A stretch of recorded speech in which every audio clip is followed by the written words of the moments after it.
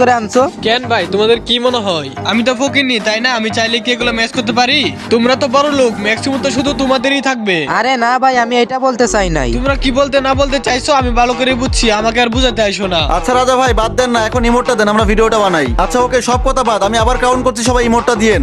1 2 3। আরে লোল ভাই, তোমরা কি ভাবছো? তোমরা আমাকে এত কিছু বলার পর আমি তোমাদের সাথে ভিডিও করবো? প্রশ্নই আসে না। আমি তো গরিব ফকিনি, আমার সাথে ভিডিও করার কোনো দরকার আছে তোমাদের? তোমাদের ভিডিও তোমরাই বানাও, আমি তোমাদের সাথে কোনো ভিডিও কিছু করতে পারবো না। আর পারলে শটগান ম্যাক্সওয়েল একটা আইডি কিনে নিও, আর না হয় অন্য একটা প্লেয়ার খুঁজে নিও, আমি তোমাদের সাথে ভিডিও করবো না। আর বালার এত অ্যাটিটিউড মার্কা প্লেয়ার আমি জীবনে দেখি নাই, আমি শুধু তোমাদের জন্য M87টা ম্যাক্স করছি। আর শুনো নিলয় ভাই, টম ভাই, আমি তোমাদের এক্ষুনি ফ্রেন্ড লিস্ট থেকে ডিলিট করতেছি। আর তোমাদের ফালতু ভিডিও তোমরাই বানাও ম্যাক্সিমুম দিয়া, তোমাদের কোনো ভিডিওতে আমার থাকার প্রয়োজন নাই। গেলাম আমি, ভালো থাকো। আর তোমাদের দুজনকে আমি এক্ষুনি ফ্রেন্ড লিস্ট থেকে ডিলিট করতেছি, বাই।